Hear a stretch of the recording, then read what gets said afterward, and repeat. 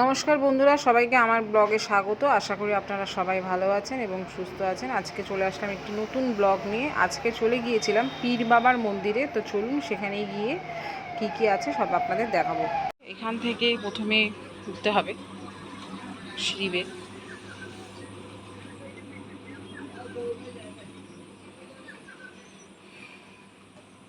এটা হচ্ছে পীর বাবার মন্দির। এই তেঁতুল গাছে যারা মানসিক করে সবাই এই মানসিক এই তেঁতুল গাছে করে দিয়ে যায়। যার যা মনস্কামনা সবাই এই তেঁতুল গাছে আছে। তো এই পীর বাবা ঠাকুরের অনেক পৌরাণিক কাহিনী আছে। আমি এখানে কারোর কাছ থেকে একবার একটু শুনে নেওয়ার চেষ্টা করব। থেকে আমি দেখে এসেছি। এই ভেঙে চলে গেছিল, আবার সারাই করা হয়েছে। আচ্ছা। তা ছোট থেকে আমি আসি এখানে, খেলতে খেলতে আসতাম এখানে। আচ্ছা। ছোট থাকলে যা হয়।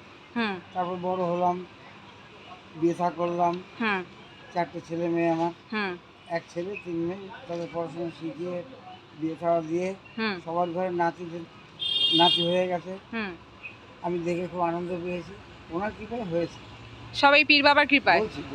আচ্ছা, মানে আমি চাইছি এই পীর বাবার পৌরাণিক কাহিনীটা আপনার থেকে শুনতে। পৌরাণিক কাহিনীটা বলতে পারবো না, মানে আপনি যতটুকু জানেন। যতটা জানি। আচ্ছা। এখানে এক সময় ভয় লাগতো আসতে। আচ্ছা। ছোটবেলা আমরা দেখি রাস্তাঘাট ছিল না, কারেন্ট ছিল না, কিছু ছিল না। তো তখন থেকে দেখি এখানে মন খুলে এখন আমি বলতে পারি, তখন বলতে পারিনি। আচ্ছা। এখানে বহুদিন ধরে আমি সাধনাই বলো আর যাই বলো, আমি ঠাকুরকে ডাকতাম। আচ্ছা। দেখে আমি কিছু আমার রোজগার হয়েছে। আচ্ছা। যে রোজগারটা হয়েছে সেটা কিছু কিছু বলতে হয় না, একদমই। তা আমি হাইকোর্টে রাস্তায় কাজ ছেড়ে দিয়ে চলে এলাম। ছেলে মেয়ে বড় হয়ে গেছে, নাতি হয়ে গেছে, পুঁতি হয়ে গেছে, আর তোমার দরকার নেই। ছেলেকে বললাম, বাবা আমি হাইকোর্টে আর যাবো না, আমার কাজ কর্ম শেষ। আচ্ছা। তারপরে থেকে আমি এখানেই আছি। হ্যাঁ, এখানেই থাকি। মানে থাকি বলতে কি, সারাদিন এখানেই থাকি। এই মন্দিরেই থাকেন? এখানে থাকি। আর ওই মন্দিরে আমি চেয়েছিলাম, মায়ের মন্দির। আচ্ছা। চেয়ে পেয়েছি। তো এই পীর বাবার এখানে আসতে গেলে কি কি দিয়ে পুজো দিতে হবে এবং মানসিক থাকলে কি করতে হবে? আমি বলি, তুমি মনে প্রাণে যা দিয়ে করবে তাতেই পুজো নিয়ে নেয়। আচ্ছা। ভক্তি আর বিশ্বাস করে ওনাকে ডাকলে কথা বলে হিসাব মতো। আচ্ছা। ঠিক আছে। বুঝতে পারলাম কিছু। এই মন্দিরে আমি চেয়ে পেয়েছি। মন্দিরটা কখন থেকে কখন খোলা থাকে? এই পীর বাবার স্থান সব সময় খোলা থাকে? কেউ যদি আসে তাহলে যে কোনো সময় এখানে পুজো দিতে পারে? আচ্ছা, পূজার কোনো সামগ্রী কোনো আছে, মানে ফল? মনে যাচ্ছে ধূপকাঠি মেইন। হ্যাঁ, মোমবাতি। ধূপকাঠি, মোমবাতি আর যে যেরকম ফুল তুমি যা দেবে। আচ্ছা, তোমার যা মনে চায় তাই দিতে পারো। ঠিক ভক্তি আছে। করে পুজো করলে পরে আর কিছু লাগে না। আচ্ছা। আর এবং ভক্তি হিসেবে জোর থাকে, বলে দিয়ে থাকি, যার মন ভালো পাবেই, ফল পাবেই এই পীর বাবার কাছে। আপনাকে অসংখ্য ধন্যবাদ, আপনি এই পুরনো জিনিসটা জানানোর জন্য। আশীর্বাদ করবেন যাতে আবারও বারবার ঠাকুরের কাছে আসতে পারি। সারাদিন কি করি জানো? দেখিয়ে দিচ্ছি, এটা হচ্ছে পীর বাবার মেন স্থান। সবাই এখানে পুজো করেন। এখানে একটা প্রণামী বক্স আছে, যেখানে যে যেরকম সামর্থ্য সে এখানে দিয়ে যেতে পারে। এটা হচ্ছে চারি সাইড। খুব জাগ্রত ইনি।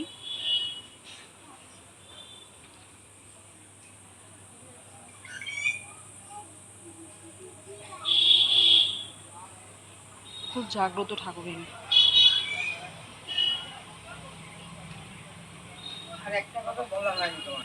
আচ্ছা, এটা বেলি ফুলের গাছ ছিল। এই গাছটা ওই গাছটা মরে যাওয়ার পরে আমার চোখের সামনে। মানে এই গাছটাই সবাই মানসিক করে, তাই তো? ওটাতেও করে, এটাতেও করে? সেরকম আমি জানি না। তো ওইটা আমি মন্দিরেও থাকি এখানে। আচ্ছা আচ্ছা, ঠিক আছে।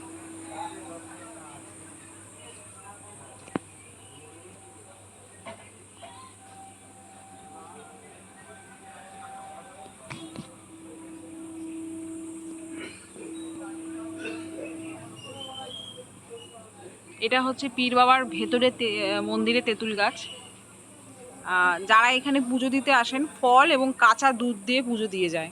ধূপকাঠি, মোমবাতি যার যেরকম সামর্থ্য, কিন্তু যদি কেউ দুধ দেয়, কাঁচা দুধ দিয়ে এখানে বাবারখানে পুজো দেওয়া যায়।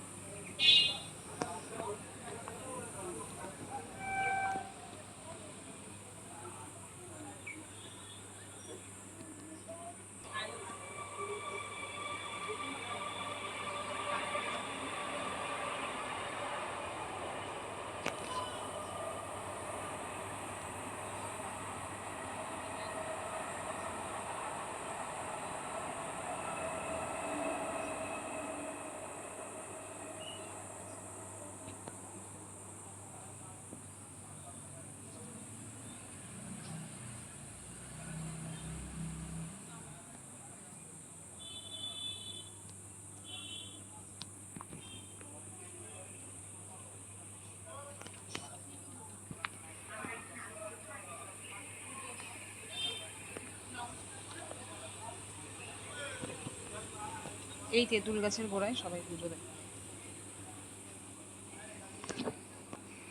সম্বন্ধে একটু তাহলে বলেন। এই তেঁতুল গাছের সম্বন্ধে বলছি। হুম এটা আমার পাওয়া, মানে শোনা। হুম এখানে যখন লোকজন কম আসতে যেত, আজকে কি বহুকাল আগে, হুম ধরো 100 বছর আগে, হুম 150 বছর আগে, হুম তখন এখানে হেঁটে হেঁটে গেছিল লোক। আচ্ছা। তো বহু দূর থেকে হেঁটে একজন আসছিল, তা উনি একটু ছায়া খুঁজছিল, ছায়া আর পাচ্ছে না।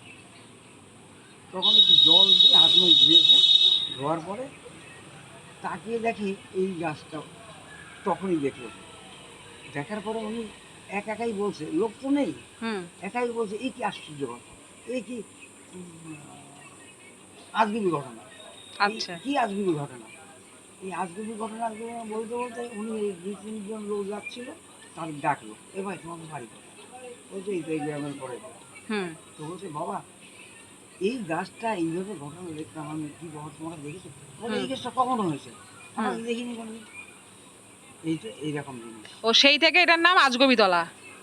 আচ্ছা, বহু দূর আপনাদেরকে আমি বেড়ায় এই ছিল। গাছটা দেখিয়ে দিই একবার। এই যে আবারও দেখাচ্ছি, এই যে তেঁতুল গাছ, আজগবিতলা পীর বাবা মন্দির, এটা আজগবিতলা তেঁতুল গাছ এটা। আর এই যারা মানসিক করে তাদের এই ঠাকুরের এখানে এসে মানসিক করে, ঢিল দিয়ে মানসিক করে যেতে পারেন। এই জায়গাটা সেই থেকে, এই মেসোমশাইয়ের থেকে শুনলাম, এটাই হচ্ছে সেই থেকে আজগবিতলার নাম হয়েছে। এই তেঁতুল গাছটা হচ্ছে পীর বাবার স্থানে অনেক পুরনো তেঁতুল গাছ, বহু পুরনো তেঁতুল গাছ। এই তেঁতুল গাছে তেঁতুল এখানে ওনার প্রসাদ হিসাবে আমরা পেয়ে থাকি। দেখুন বিশাল বড় তেঁতুল গাছটা। এই তেঁতুলটা পাকলে লাল কালারের হয়, এবং এই তেঁতুলটা না কোনো মানে উনুনে রান্না করা যায় না, যতদূর শোনা আমি। এইটা এমনি আপনি খেতে পারেন প্রসাদ হিসাবে, প্রসাদী হিসেবে আমরা খাই এখানে তেঁতুলটা।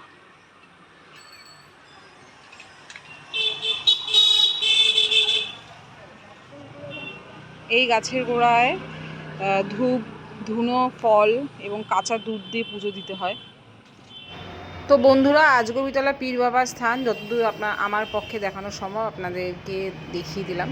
তো আজকের ভিডিওটা আপনাদের কেমন লাগলো অতি অবশ্যই কমেন্ট এবং শেয়ার করার অনুরোধ রইল। আপনাদের ভালো লাগলে একবার এসে এখানে ঘুরে যেতে পারেন, আশা করি আপনাদেরও ভালো লাগবে। তো পীর বাবার স্থানটা যাদের যাদের ভালো লেগেছে অবশ্যই একটা লাইক করবেন, কমেন্ট করবেন। সবাই ভালো থাকবেন, সুস্থ থাকবেন। আজকের মতো এখানেই ভিডিওটা শেষ করলাম। টাটা।